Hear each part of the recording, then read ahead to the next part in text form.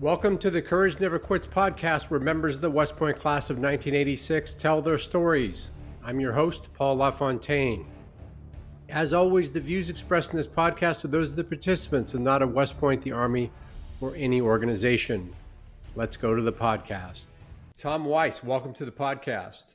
Good morning. Good to see you. Now, we've connected up recently. We've had a chance to spend some time together hanging out, on at least virtually, because you're down in Florida right now. Right. Cape Canaveral. Cape Canaveral. Talk about what took you to Cape Canaveral. Well, that's a kind of a longish story, but basically my relatively new wife's family is down here. And so when we started dating up in Chicago, I would come down here, or we would come down here for like Christmas for a couple of weeks. So we did the drive several years in a row. And, the sad part of it is that during COVID, both of her parents passed away kind of back to back, one week after another. It was a real tragedy. So we made a trip back and forth numerous times, and she kind of reconnected with her family through the tragedy of her parents passing away. Right. And at that point, I had only my son up in Chicago, no family left up there. And we kind of had a condo kind of fall in our laps from one of her aunts. Sold it to us. So, and there was it was at a price we couldn't say no to. Right, couldn't say no to. And so decent weather. Right? Yeah, the weather. Sorry, you said to your son, "Sorry, son, I'm trading you in for some more sun." Yeah. He's actually a lot more sensitive to the weather than I was. I mean, I was born and raised up in Chicago, but he wants to get out of there sooner rather than later, I think. But the weather is very nice here. Now, you're originally from Morton Grove, Illinois. For those of us who don't know the Chicagoland area, where's Morton Grove? You've done some research. Morton Grove is due north of Chicago, a suburb, very small suburb. We used to call it Mortgage Grove, very bluish collar type suburb. Right. One of my brothers was a police officer there for 30 years, which was always nice to have a law enforcement person close by. Right. And what else? So Morton Grove's claim to fame, as it were, was that they were the first government entity to ban handguns, which was I think it was a late 70s thing. Yeah. So basically it meant that the one sporting goods store in town had to stop selling the that poor guy. Pea shooters. Yeah. The poor owner of that store. Oh. Just a little bit of grandstanding there, but I bet you there were some late night news programs on, a lot of cursing and swearing going on about that. Yeah, I got Morton Grove into a couple of headlines here and there, but other than that. and then you came along and put it on the map. What got you interested in West Point? Well, that's a good story too. So I was always interested in things military ever since probably first, second grade. Reading a lot of books. I knew a lot of military history, in grade school even. And I had my sights set on the Air Force Academy. I hate to admit to my classmates, but some of the closer classmates would know this. In 8th grade, I got hit in the eye with a soccer ball. Oh boy! In my right eye, and so I was like literally blind for a day and a half in that eye. And thankfully, it recovered after a couple of days, but it was never back to 2020. And back in the day, there was no LASIK or anything. The Air Force, I wanted to be a pilot, and there was no alternatives to not having straight up 2020. So kind of altered my sights a little bit. I applied to West Point. And I applied to the Virginia Military Institute. Okay. Yeah. We're the institution. Now, your howitzer says that you found out you got in 12 hours before our day. What's the story there? Oh yeah, yeah. That's so. Go along with the applying to VMI. I had won a Marine Corps scholarship to VMI, Okay. so I was actually fairly well set, ready to go there in August of '82, and Mhm. got my reject letter from West Point in I think Really? February or March. So I still have that. Um, but Framed then, on the wall. What could have been? yeah, yeah, it was, so I still have that, and I did ultimately get an acceptance letter some many months after the fact. But the day before our day, the evening before our day, I was on a mission with the Civil Air Patrol, which was a mock evacuation from a nuclear facility. I got home What at else is six. there to do in high school? Yeah, really. Yeah, I mean, we had a rather militaristic Civil Air Patrol. So being where we were, there wasn't a lot of airborne search and rescue to do. Right. Um, but our ground unit was very robust because we had a lot of our members were also military vehicle collectors club members. So we literally had about 10 military vehicles ranging from a 5-ton Wreckers to M37 vehicles. So I drove an M37 when I was in high school. Wait a minute. Too rich, thick, and chocolate to not dive into. You Okay. joined the Civil Air Patrol, and it was populated by people who were collectors of historic vehicles, and you guys Hmm. roared around town in, in these historical vehicles. Yeah, How did the basically. air get involved? What were you patrolling?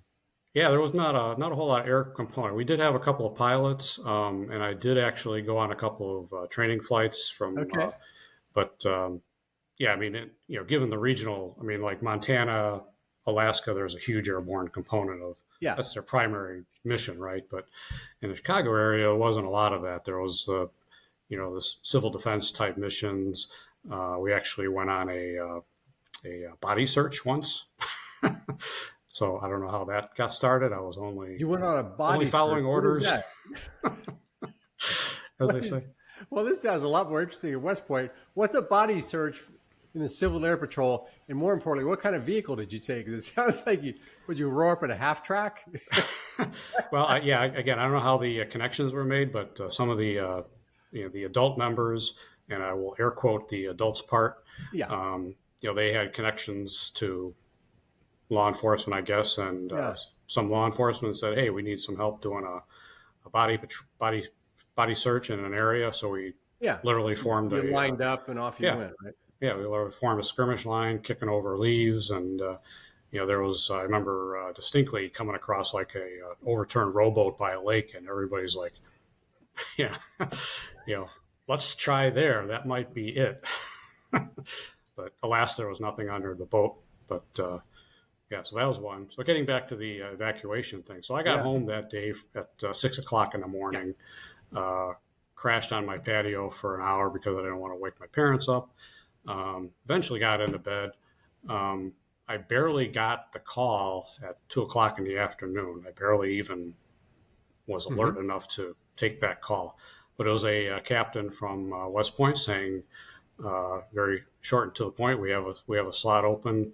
Would you like to attend West Point? And I slurred, yes, sure. Okay. So he gave me a rundown of the basic stuff to bring, I guess, and I guess the $500 check was a Hmm. problematic at that point because at that point neither of my parents were home. So I went a couple doors down to a lady that I was doing landscaping for, and she coughed up the check. Really? Yeah, she coughed up the Well, check. that's a hero right there. Good for Yeah, her. she was wonderful. I mean, And did I you did have a to go lot to of get on a plane right then? well. So I got. I remember it was Eastern Airlines. And back then it was like you flip through the phone book, right, and you Right. call, say hey. So I got on a flight in the early evening. I had time to borrow my brother's car to go say goodbye to my girlfriend. Say hey, oh by the way, and also call the people that were having. I was supposed to go to a toga party that night, and said, sorry, I won't be able to make the toga party. Rats. Well, that That would have been a morale breaker for me. Yeah, I mean, I was all set. I had everything ready. Could I delay 24 hours? There's a really great toga party coming up. Yeah, I mean, I was thinking Animal House, and so that would have. What an afternoon! Yeah, that would have been a real bummer if I had like missed the call and going to a toga party and then found out, hey, we tried to call you. And, yeah. But so anyway, I got to the airport. I managed to get to LaGuardia and then the bus terminal at downtown New York City. How did your parents find out, or I mean, did they came home? Yeah, they eventually came home. Yeah, okay. Yeah, they were excited and of no use whatsoever. To by that time, I had already done it. I got the check. I got my airline ticket.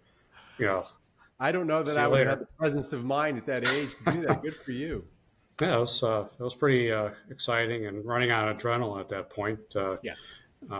So anyway, I got to the bus terminal about 11:30 at night in New York City, and thank God for the one of the Port Authority police officers noticed me wandering around aimlessly, not fitting in with the local early 80s crowd in the New York City bus terminal at that point in time. New York was a garden spot in that day and age. Yeah. Yeah. Mm-hmm. So I told him, hey, I'm trying to get to West Point. And so he said, well, the buses are gone. He told me where, which terminal that I want in the morning to get there. And he put me up in the pokey for that night. You gotta be kidding me. No, it was me and this kid. I think the kid was already there. Another kid. I mean, I was a kid too, but he had gotten busted for something. So, we shared a cell for the night, and he's off to some juvenile detention center, and I was off to West Point. Off to another juvenile detention center. Yeah, a different one. He put you in a jail cell just for a place to sleep. Yeah, air quotes that sleep too. So yeah, 2 nights in a row of very little to no sleep. So I remember I'm pretty sure I sat next to Ben Phelps on the way up there. Okay. Yeah, and so bus. Now, where did that bus take you to back then? Did they take you right to the gate? I think it took us straight to West Point. Yeah, it was straight there. Yeah, I don't remember a whole lot of. I don't remember like stopping here and there. I'm sure we did, but I got there at I think like noon. I don't know. The appointed hour, basically. Yeah, barely. Yeah, basically. Yeah. So it was me, and it was probably the last bus I could have possibly taken up there. I mean, today you just call an Uber and say, "Hey." What an amazing story, though. I mean, you went from 0 to 60 in one day, basically, to include a stop in a jail cell. Right. Yeah, a couple little tangents on there. That has to be the best story ever. Yeah. I think terrific. That's what a great start. And so when did you run out of steam? Because you went from finding out you got in. I mean, you have to have been there reporting, not really understanding you'd gotten in. I mean, when did you kind of run out of steam off that adrenaline? When did it hit you that you were really in the soup? Yeah, I think I didn't have much choice but to rock and roll from I do remember basically just collapsing in a heap at the end of the day there, and it was all downhill from there, as they say. You were remembering fondly that jail cell because it was quiet and nobody was yelling at you. Yeah, I was looking pretty good at that point in time. Yeah. Now you ended up in the 2nd Regiment. Which Beast company were you in? I was in A2 with a lot of illustrious classmates. Roger Sangvik was in there. Lissa Young, George Bond, numerous others. I think Art Beasley. It's a good group. Mike Flanagan. Yo, Mike, Soldier for Life, Mike. I just saw Lissa and Roger at West Point. I regret missing that. Yeah. Good to see the pictures, though. And so, how was A2? Talk about Beast a little bit. What memories from Beast? Civil Air Patrol was not zero military experience. How did you take Beast, and how did you fit in? Well, I guess some of my stories are very self-effacing. So here's one. So being in Civil Air Patrol, I was actually the cadet first sergeant in Cellular Patrol Squadron. Yeah.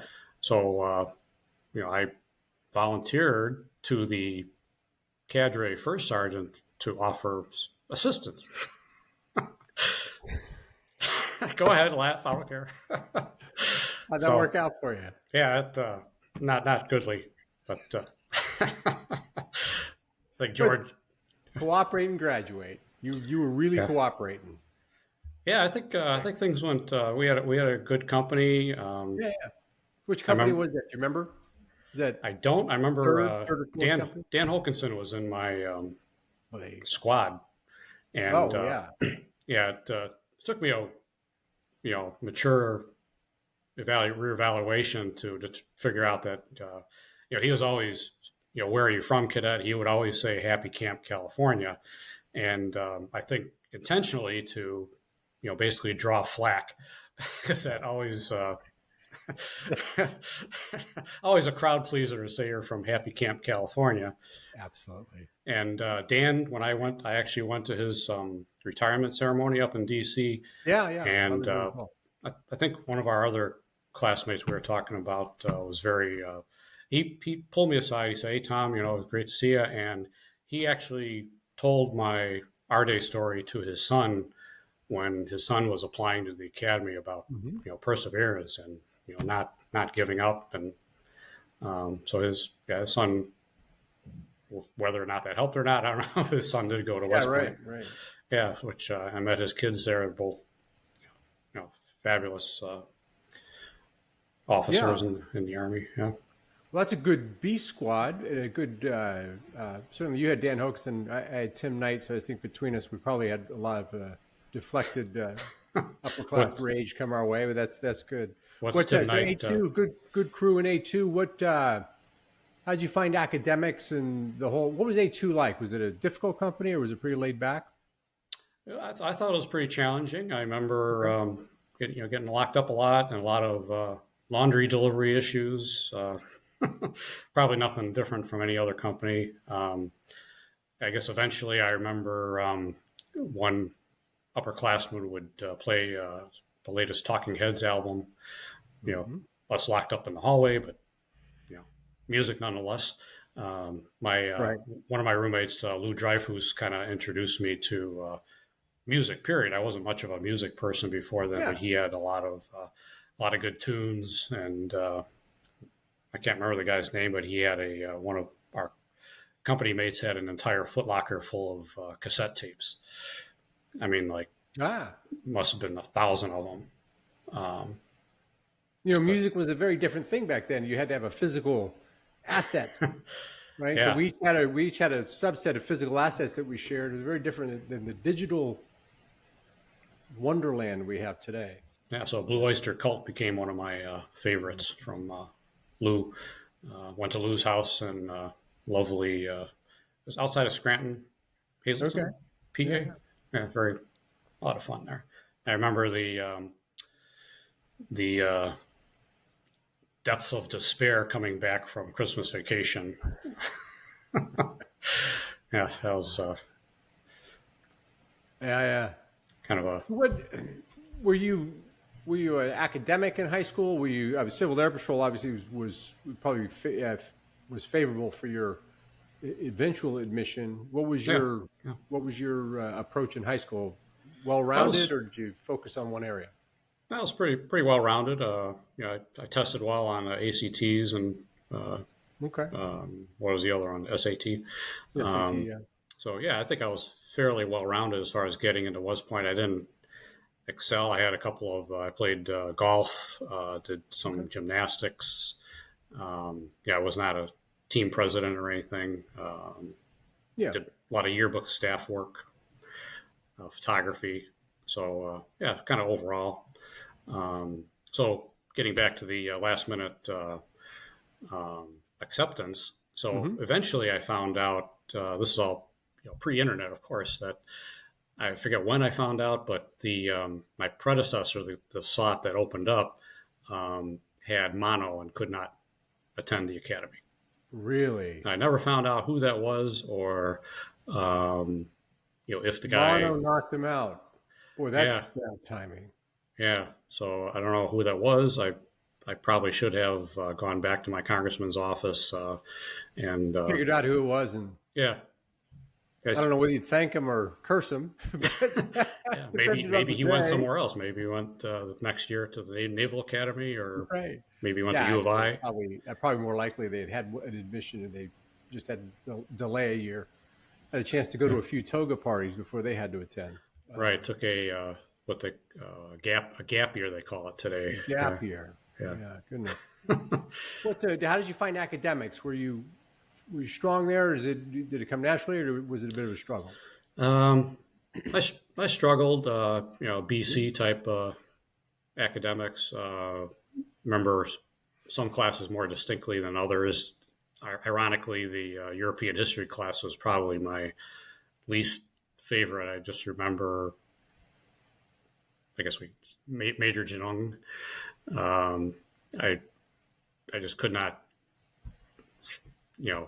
process after. It was an after lunch class on top of it, so I remember having my notebook. When the processor was moving a little slower, anyway. Very slow. I had my notebook, and I should have saved it, but it had pencil lines going down the page from. I know those. I know those pages very well. Thankfully, I didn't impale myself on my own pencil, but right. Yeah, so I didn't do so well in that history class, but I survived. Okay. I can't remember if probability and statistics was that was a yearling class, I believe. That was a little later, yeah. Okay, yeah. So I liked that one so much that I took it twice. So summer after yearling year. Yeah, it's better the second time, right? Yeah, it was quite pleasant, actually. I got an A. So there you go. And a very nice tan. Because you had to do STAP on that? Yeah, I had to do STAP, so it kind of threw a wrench in my what little summer leave we had. So I went from that to, I think that was the summer I went to, I was a drill cadet. You did DCP, okay. Yeah, drill cadet at Fort Knox. Ran into Lou there again. Bunked with him in Stick Village, the World War II barracks at Fort Knox. Yeah. What the activities? Did you do any activities, or were you a marching cadet like some of us? Yeah, I was a marcher. During Beast, I tried out for a number of different things. Never had fired anything bigger than a BB gun in my life, but I survived a couple of rounds of the pistol team tryouts. I tried out for orienteering, which just kicked my ass. I mean, and ironically, being from a town where small arms were outlawed, you went on the pistol team. So how about that? I tried to get on it, but I did qualify expert marksman with the 45 in Beast. So did you really? Yeah, which was trivial. Those things were. I distinctly remember, I'd never held a 45, and I was holding the thing. You could hear the parts rattling around inside. Yeah, right. I'm like, okay, well, I guess I'm supposed to hit the target with this thing. So, we all know a lot better now. Expert with a 45. Yeah, that's terrific. Oh, that's not bad. So maybe I'm just projecting my own lack of a skill with a handgun, but that's. I didn't know any better, so it's I just followed instructions and okay. Work. Now you went into G1 as an upperclassman. Yep. Talk about that shift, that transition. You're now freed up from being a plebe, and what was that group like? That was. I enjoyed everybody in that company. I thought we had great leadership. George Bond was in our company, G1. We had a lot of fun. I was kind of that's kind of when I started picking up on the more getting into the physical stuff. Even freshman year, I was I joined a tactics club. That was my. Oh, you did? Okay. Yeah, I was in tactics club all 4 years, and the weapons club. So I started getting pretty gung ho by yearling year with the pressure off. Talk about the tactics club. I know it was just a subject because Mark Esper was a member, right? So okay, we were just talking about it. What did you all do in the tactics club? Did you just go to the range and now you're an expert on the handgun, so that's I'm 45, so already you got a leg up. What kind of things do you guys do in that club? we just did a lot of. I don't remember a whole lot of like training type stuff, but we did a lot of maneuvers, and Huh. I distinctly remember one where we loaded up on the Deuce and a Half Saturday morning and went out, and like the instant we stepped off the Deuce and a Half, it started drizzling and getting Right. progressively colder, became snow, and so I had a radio on my back, PRC 77, and I was overwatching a bridge. I mean, Uh-huh. normally tactically it should have been two of us, right? But it was just little old me in a clump of boulders, eyeing this The bridge. radio. And ironically, I was the last to find out because the weather kept getting worse and worse. Yeah. I remember seeing a little pile of snow on my nose because I was good. I was tactically sound, right? Didn't budge, just looking at that bridge. And even though I had the radio, I was the last one to find out that the whole thing had been canceled. So finally, somebody came through the area and To clean it out. And yeah, there you were. obviously not being tactical. Say, hey, I'm like, okay. So I got pneumonia after that. Oh my gosh. Ended up in Killer Army Hospital there for a couple of days. No But, kidding. yeah, because it just You plummeted got all pneumonia day. from that. Yeah, Oh, see, that's why I didn't join the tactics club. I didn't want to get pneumonia. yeah, and then the weapons club was a nice accompaniment. That was a lot more fun. Basically, not unlike Civil Air Patrol, there are a lot of air quotes adults in the area that were Sure. weapons enthusiasts, shall we say, with like Class 3 firearms licenses, and Right. so I fired probably 30 or 40 different types of weapons to include a MG34. Yeah. Yeah, that was a lot of fun. And Not these so all much fun. locals? I mean, were the Army officers that were on post that were.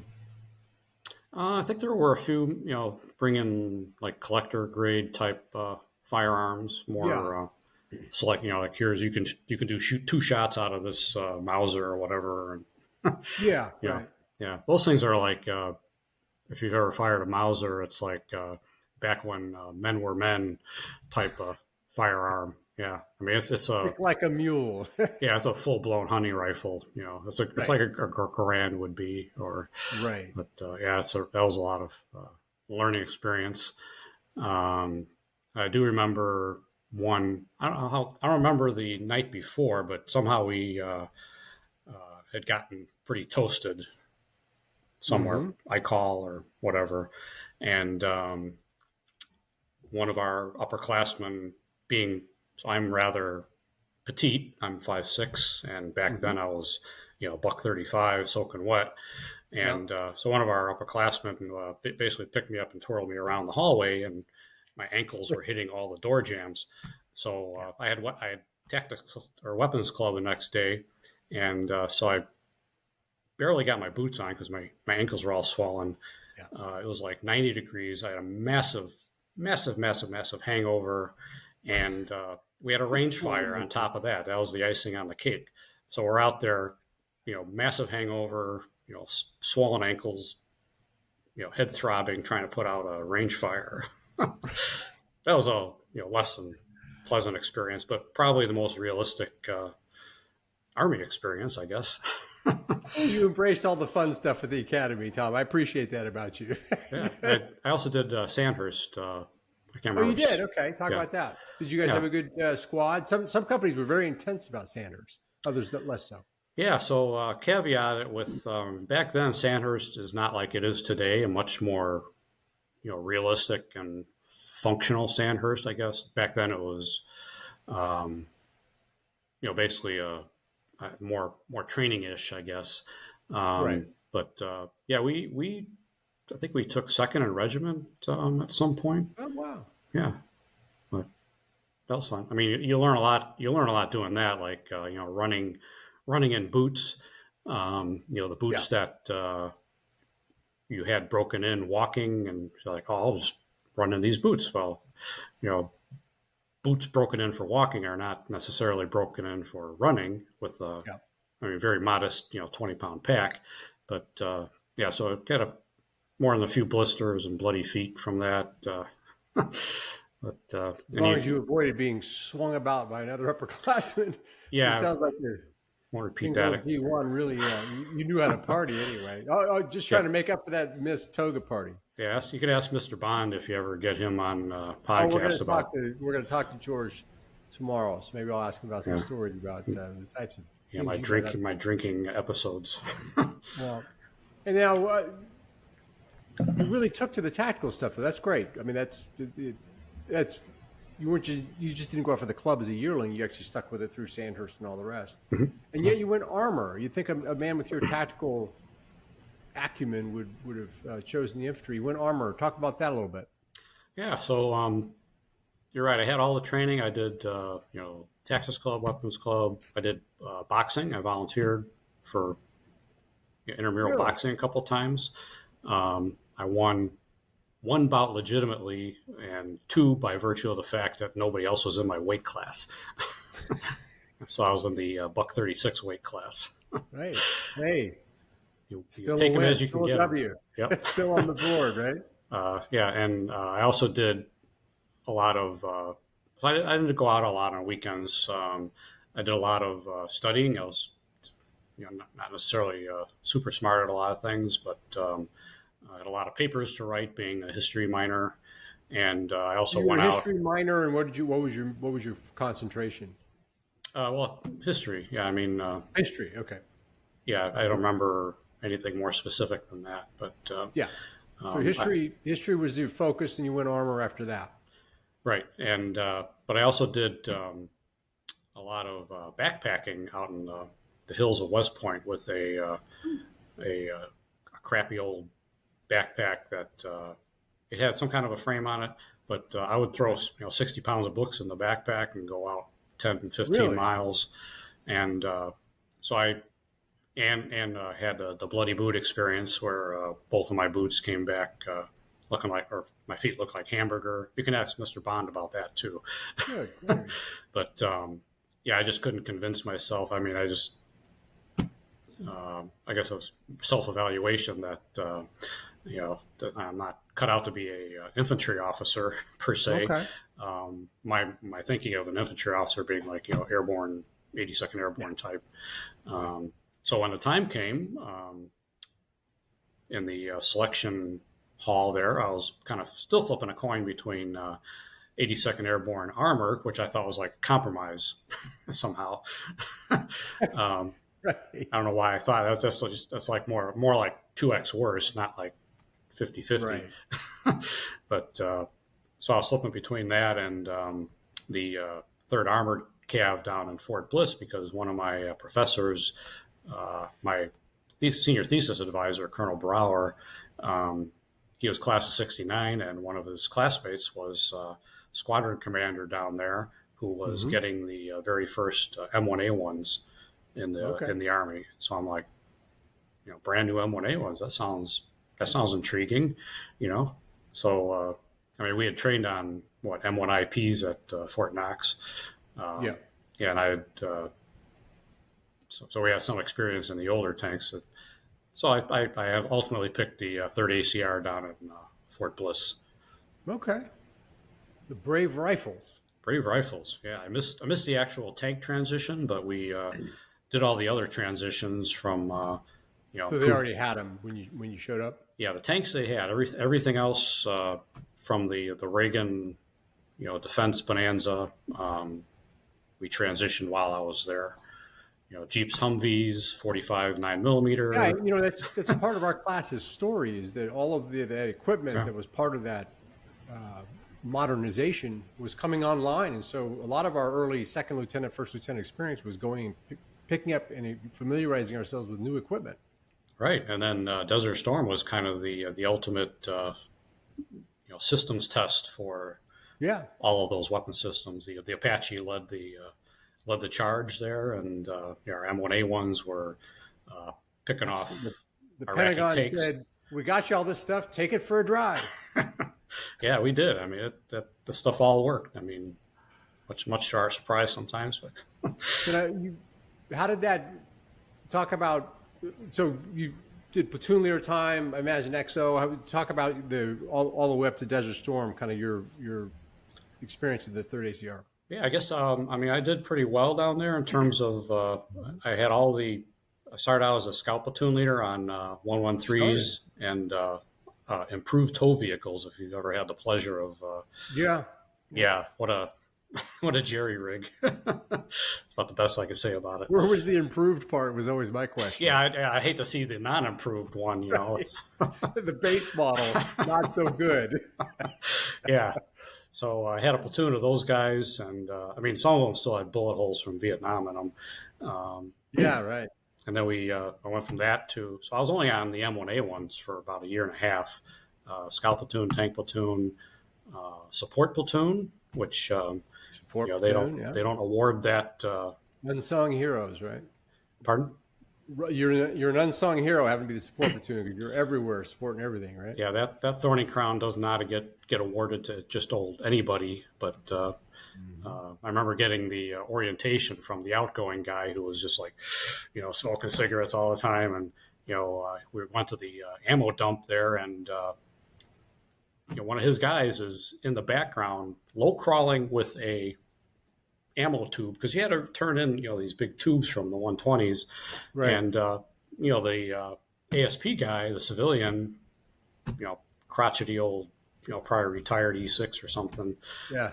He's looking at us, and the guy's behind him low crawling into the ASP with us. I'm like, okay, so this is what I'm getting into here. So it was a fleet of about 30 different trucks, mostly Hemmets, fuel, ammo, high school dropout drivers. So that was I did two, like the transportation corps without the glitz. Right. I did a tour of at the Nasty Training Center with. I did one as a scout platoon leader, and then one as a support platoon leader. So that was.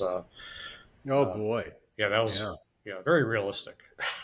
Because support platoon, you were doing what you would do, right? You were running fuel and ammo. Yeah, through the whole rotation. I mean, you weren't sitting around.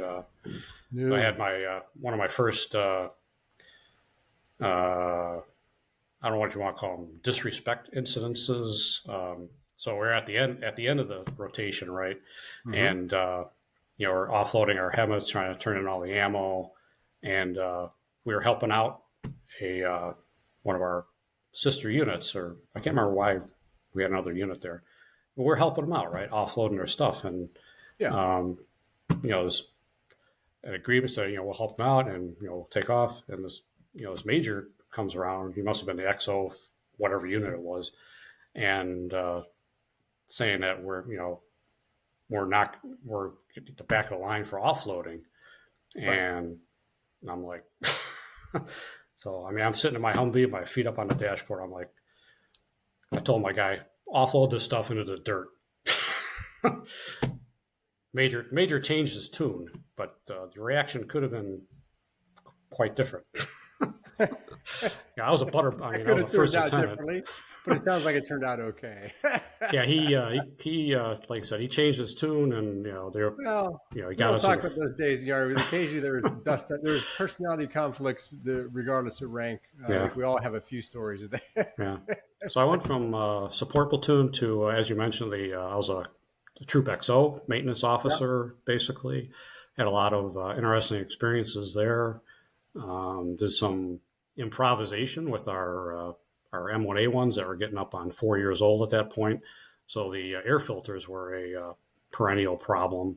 And, they just kept getting, you're supposed to blow them out and you weigh them to see if they're supposed to be like below 35 pounds or whatever to be clean. Right.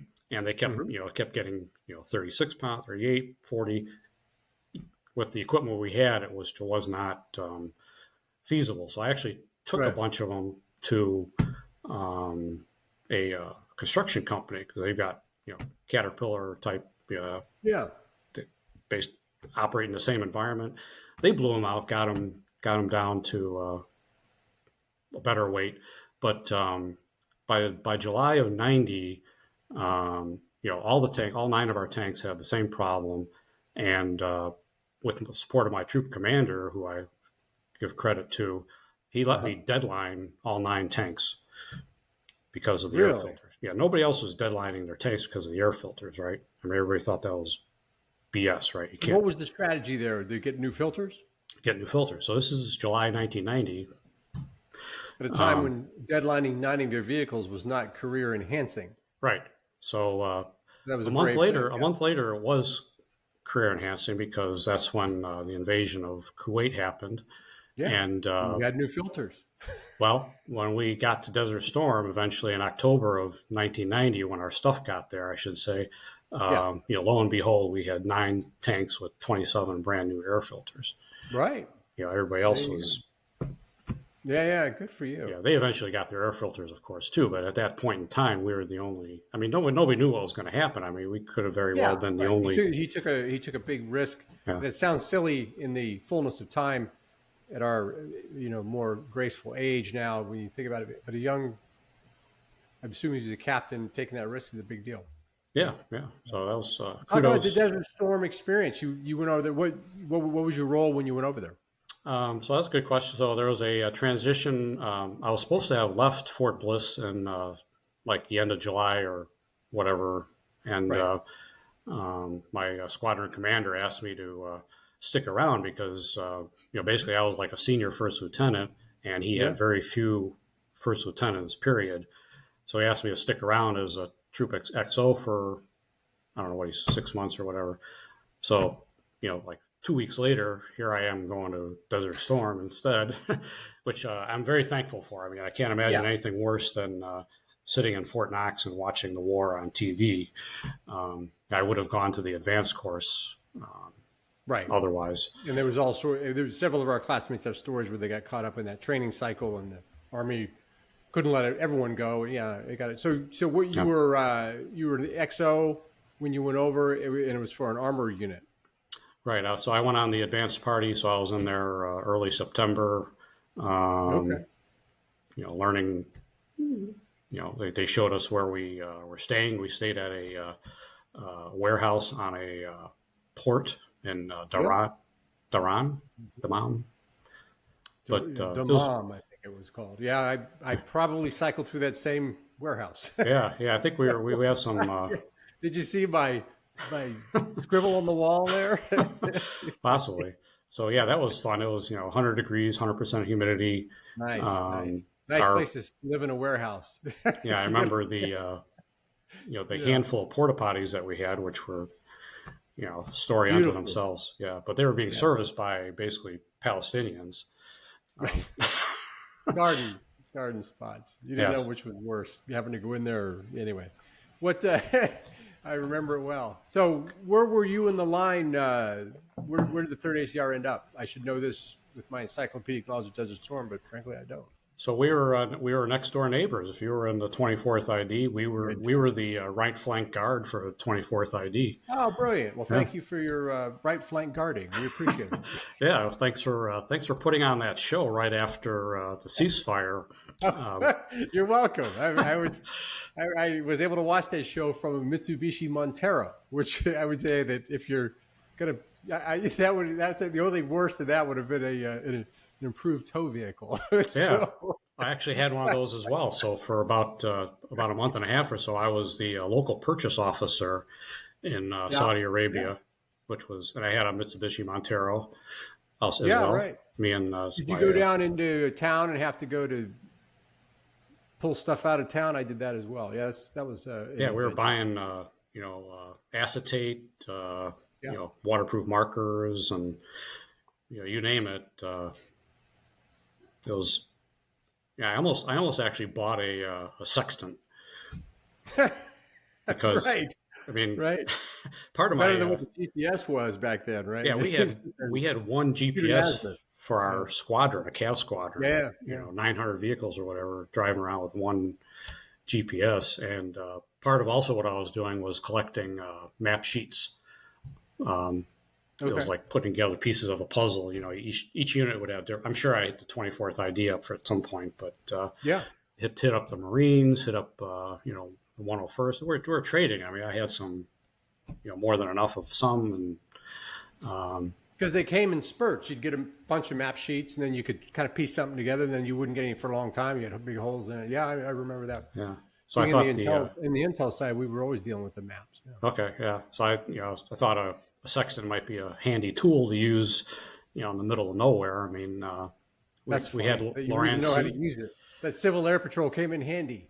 Yeah, I don't know if I would have ever figured that out, but never got around to actually buying one. But yeah, that was fun. Did you run into any classmates over there? Any crossover over there that you run into anybody in a funny situation?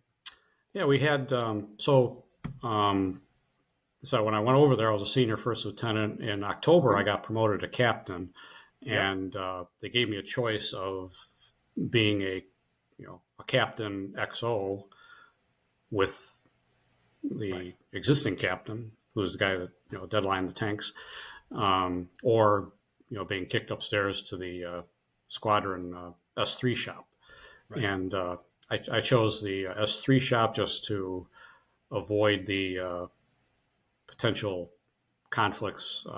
So that's sensible. Yeah. Yeah, our troop commander was going to S3 shops. Probably not that exciting, but I get it. Yeah. As it turned out, I ended up on the same. I was on a forward command and control vehicle, aka a 113. With we had 4 radios, and the tactical operations commander was a guy class 85 from G1. No kidding. Dirk Kroinen. Okay. Yeah, so that was fun to get reunited with him, and so I was kind of an extra captain, one of several extra captains that we had. And, right. Yeah. But you got to get out in that 113 with some radios, and what were we all doing out there? Well, so we typically were the TOC, which I don't know if the Army ever did rectify the situation, but the 577, 577, 577, it had even on a flat desert, it had no hope of keeping up with the forward elements, Bradleys and M1s. So we would basically stay in the center behind the lead elements, and we had what we termed the ash and trash elements, everything, the air defense guys, the AVLB, which could not keep up with us either. So we kind of moved in this hodgepodge of vehicles in the center of the formation to relaying intel and information back and forth from the line troops. I know it well. Yeah. I mean, nobody talks about that stuff, but like just connecting everything up. I was seeing a thing where if you actually looked at what a battalion, the space it takes up, there's all these. Everyone always thinks about the tanks and the infantry and all the, the sharp edge stuff, but all this APLBs and all that stuff in the middle fills the entire space, and so you were in the middle of all that. I totally saving graces running around and Mitsubishi Monteros filling the battle zone, Right. We didn't. I don't know what happened to that thing. We did not take it with us. So when the air war started, I don't know if you guys did the same thing, but at first we were only about 60 miles from the Gulf, and then when the air war started, we got onto flatbeds and moved about 250 kilometers in to do the Hail Mary, and so at that point we jettisoned a lot of the Taj Mahal type accoutrements. So for about a month we were living rougher than usual off our vehicles rather than in the 10-man tents that we had at the first establishment. So I remember that move. Yeah, it was slimming down. That was a tremendous. The whole war was basically an exercise in logistics for the most part. But it was. If it wasn't for the Tap Line Road there, we would have been toast. Man, I haven't thought of that in a long time. Yeah, the Tap Line Road. Yeah. So a good run, but and then how did that work getting out? Because you spent 5.5 years in. We were talking about before we started recording. So, did you kind of put your papers in your head over there? Did you come back? What was the decision process of leaving?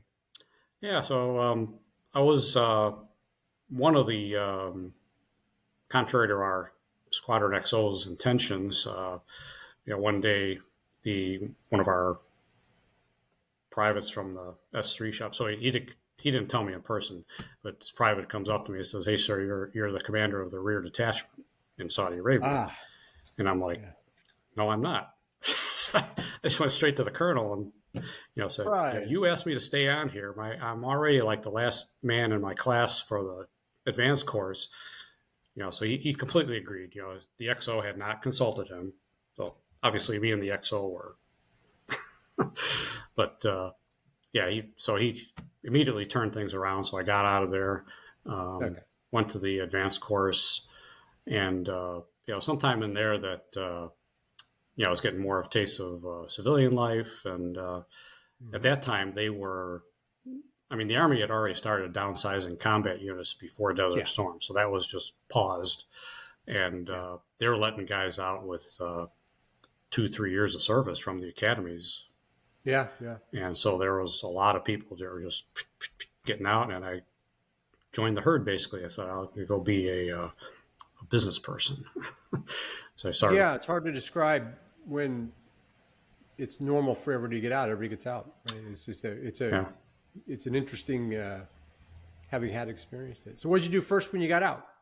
Well, I was unemployed, not working. Sure. I applied I tried to leverage my security clearance background, so I applied for jobs at like nuclear site security management.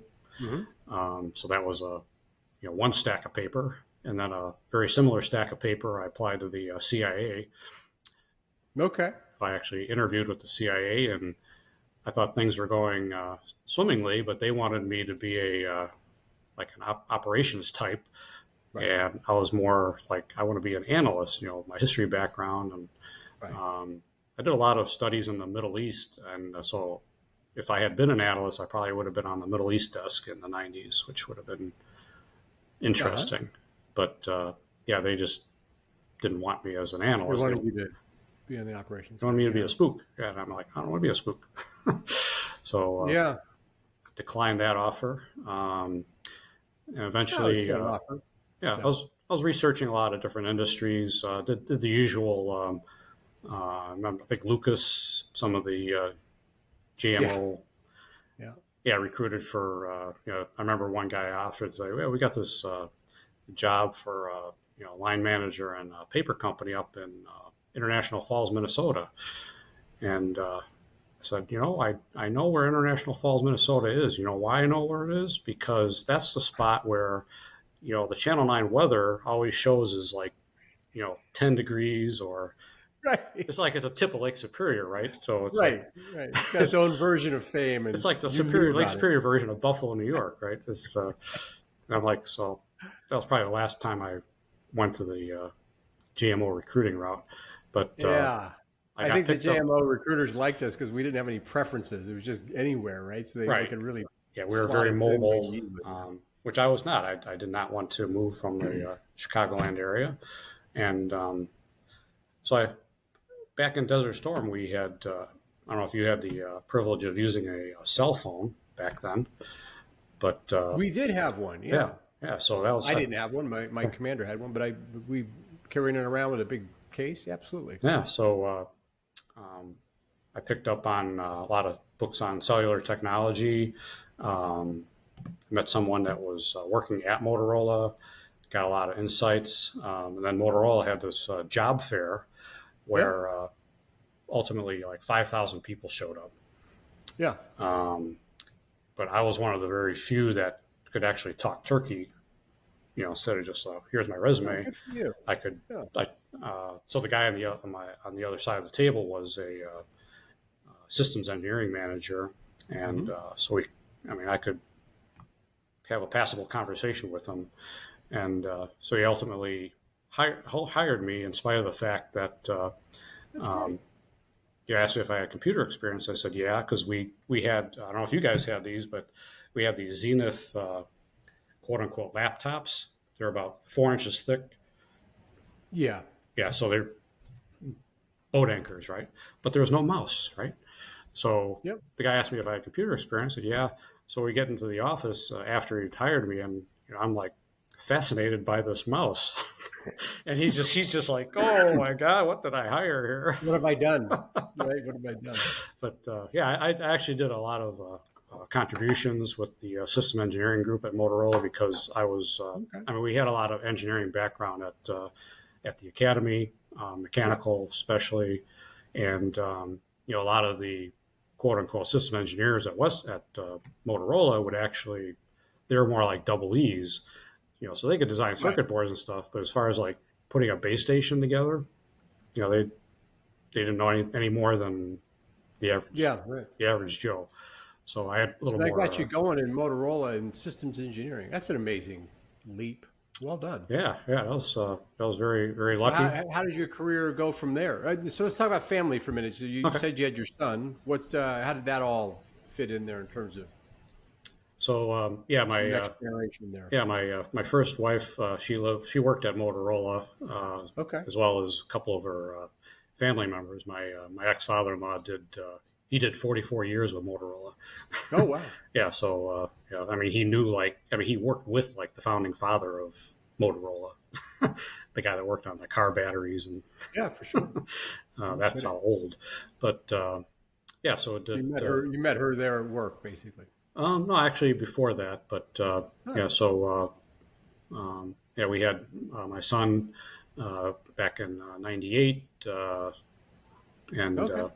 yeah, so he's been. Where's he now, your son? Because we always like to make sure the kids are involved. Yeah, he's still living out in Chicago suburbs. You mentioned that when we started. Yep. Yeah, and he has his first what us old timers would call a real job. Before he was doing a lot of like gig economy stuff, contract work. He's a graphic designer by trade. Okay. He went to the School of the Art Institute in Chicago, which is in that realm is pretty prestigious. It is. Very cool college campus. It's part of the Art Institute in Chicago building, which is if you've ever been there, is really cool. Yeah, I have been. Yeah, so that was fun to go down there and see him. So he graduated, still doing a lot of gig jobs, and he was always pursuing a lot of different things. So he does things like he's very good with his hands, like with tools and stuff like that, which he credits me for teaching him. But I don't. I mean, I was never that good. He's very a perfectionist type, so he can actually make things with his hands. He does 3D printing. He also does. He has his own podcast where he does metal band logo deciphering. Oh, wow. What a diverse set of interests he has. That's great. Yeah, it's amazing because he has more followers than some of the bands that he Themselves deciphers their logos for. So these things look like, I'm sure you've seen them, they look like a pile of deer antlers.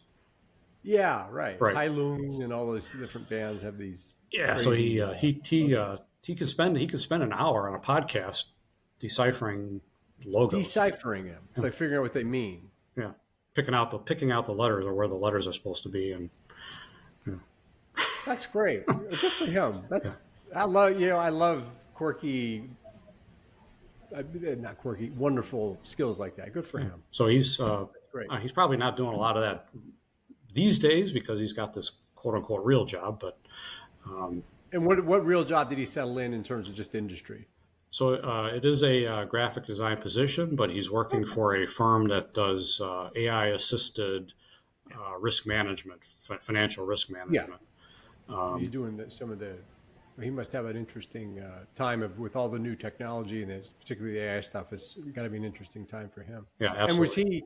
So you said he was born in Chicagoland area. So was the Motorola experience mostly in Chicago?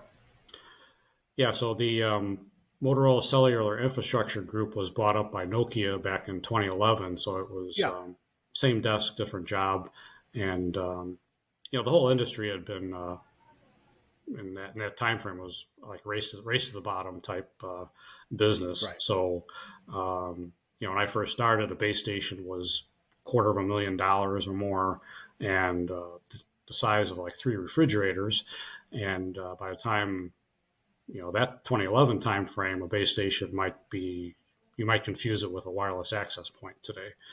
Yeah, right. So everything's microcells, picocells, and whatever. And the Chinese were just eating our lunch in terms of market share. So that Nokia lasted a couple of years, and I was almost last man standing in terms of our campus was like 7,000 people. When I left, it was about 150 of us that were, herded into this one corner of one building. And that's always fun to be the remaining members of a herd. I've experienced that. So you're watching the whole world just shrink, and you're. Yeah. So in retrospect, I probably should have been jumping ship earlier, but I was, holding out for that severance package, which, right on.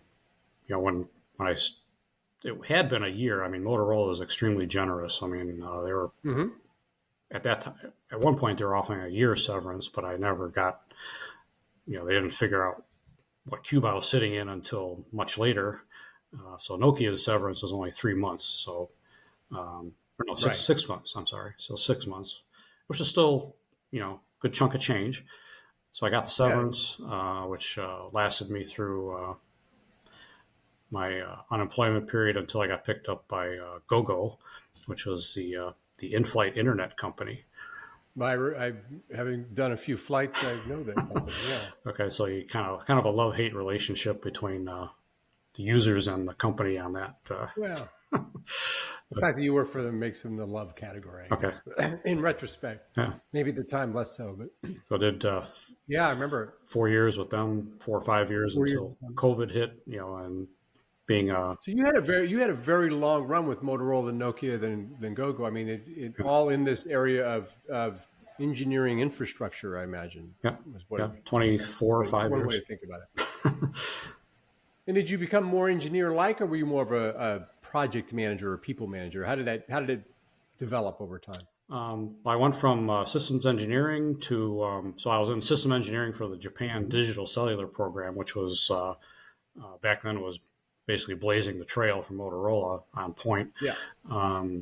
So they ultimately migrated everything to Japan. So I went from system engineering to program management, and then ultimately a global product management role doing focusing on cellular data. So this is data back in the day when you had 14.4K data rates. Yeah. That was the shit back then. Excuse me. That was top cabin. Yeah. So now it's instead of 14K, it's 14 megabits per second. Right.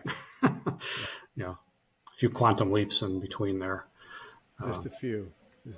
We used to have to do all of our planning around those limited bandwidth amounts. Exactly. Early internet was really about how do you get enough bandwidth through to get any functionality at all, let alone what you see today. You can't get a 100 megabyte PowerPoint file through a 14K. Right, 14.4. So stories about those days. Yeah. And so then that COVID, and then the new relationship took you down to Florida, and that's where you are now. Yeah. So COVID, Gogo being 100% dependent on airline for revenue, the revenue went down to zero. I was working on a airborne 5G program, which was excellent. I mean, so at that point in time, I could say that I've worked on all the G's, analog, cellular, all the way to. Right.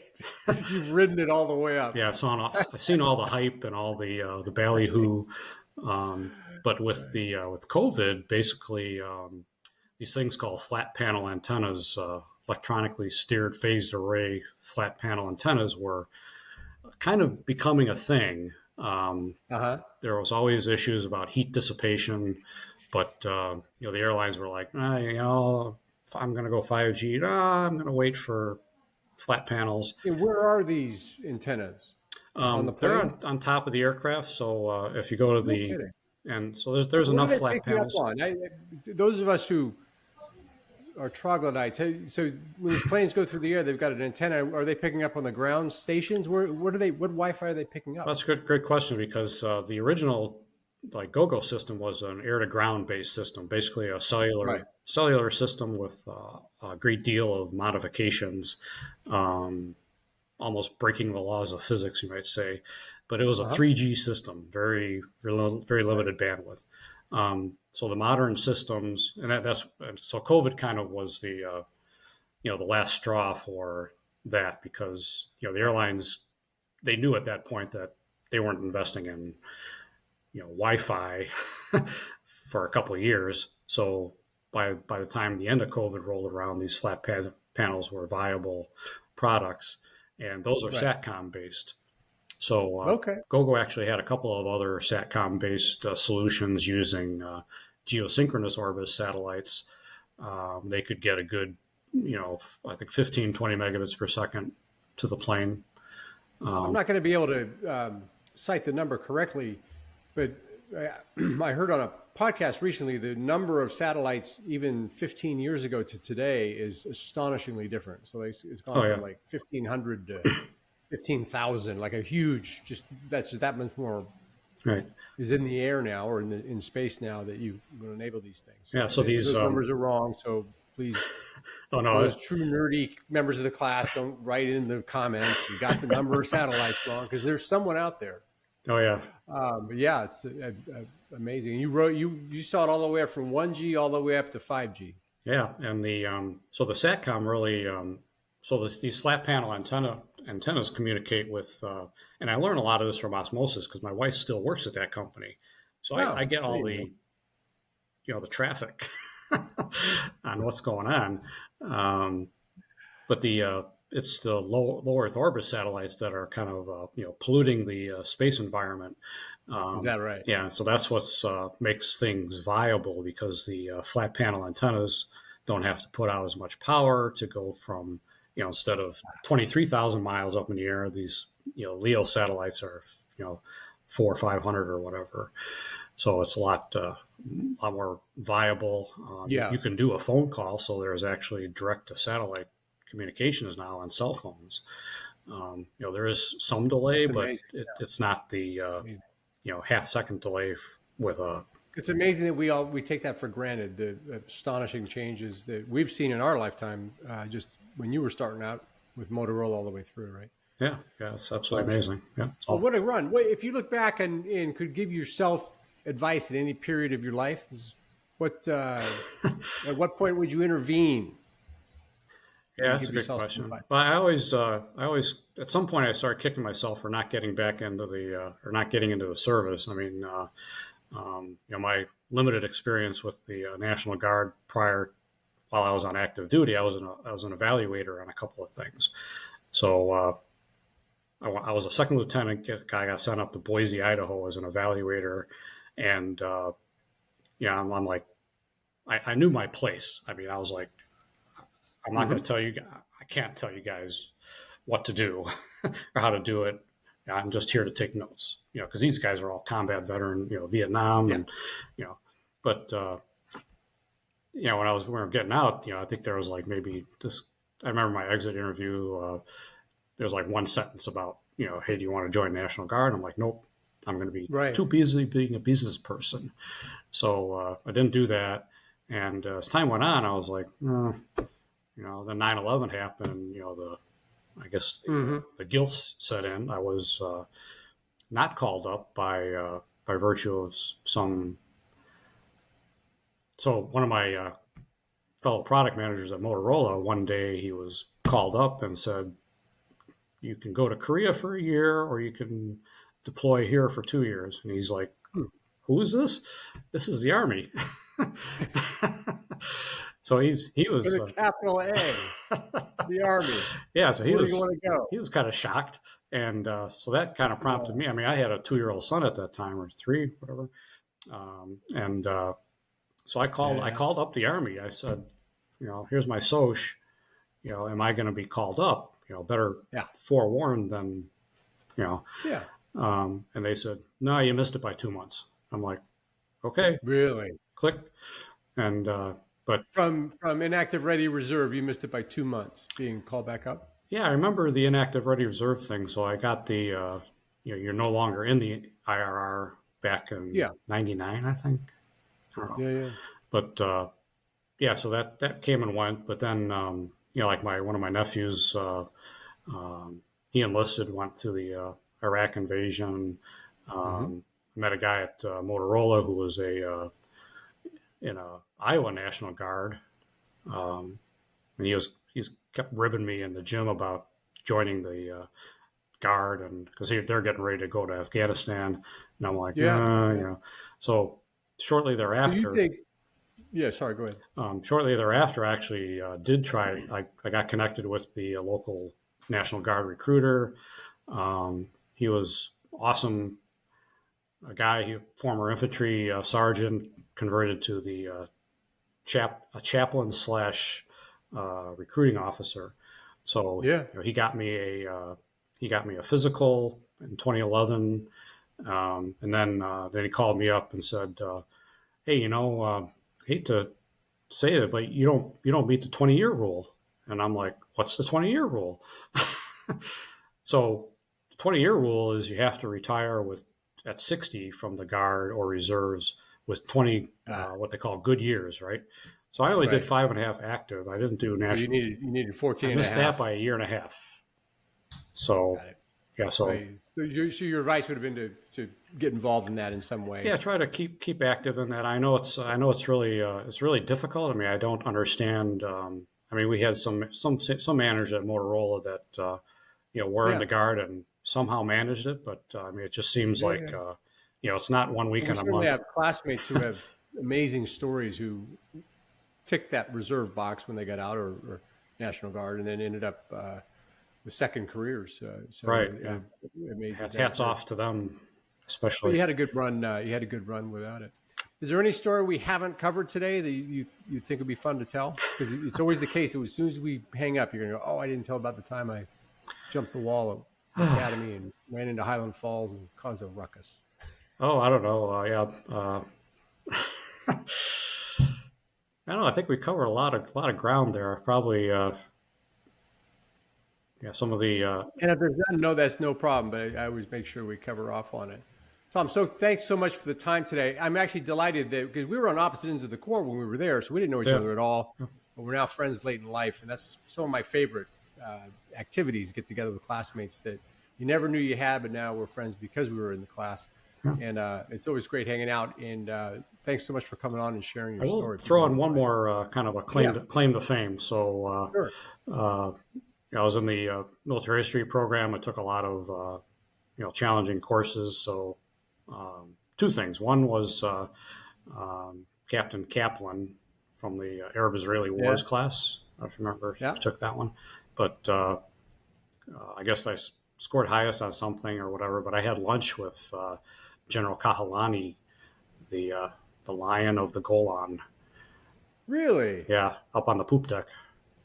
So you had lunch on the poop deck with the Lion of the Golan. Yeah, that was I remember it. I remember not asking him a lot of questions. I mean, what do you ask a guy like that? I mean, he was. You're looking around saying, "I'm on the poop deck with the Lion of the Golan." What questions do you need to ask? Yeah, I mean, this guy was, he was 60% burned in the '67 war. He fought his tanks, and the one takeaway from that was, I think is very applicable to modern combat, is that all these accoutrements on the outside of our armored vehicles these days, if you're under an actual artillery barrage, those aren't going to be there. Because all he talked about was having a big pile of extra antennas for the radios, because somebody had to go out there, stick their head outside the tank and put a new antenna on, because they're all periodically sheared off. So all these sights and gadgets and whatnot, modern troops should learn how to fight without all that stuff. The part of the benefit of being at the academy was we, as individuals, we all have stories where we've met somebody we should not have met, but just because we were cadets, we were able to meet. In your case, the hero from those wars. So that's a great story. So, thanks, man. I really appreciate the time. Okay. It was great catching up. Yeah, thank you, Paul. Thank you for listening to this episode of the Courage Never Quits podcast, where any member of the class of 1986 who is willing to tell their story will be a guest. To get the word out and stay up to date on the latest episodes, hit the like and subscribe button. With over 900 living graduates, we have a lot of stories to tell, and you don't want to miss any of them. We'll see you in the next episode.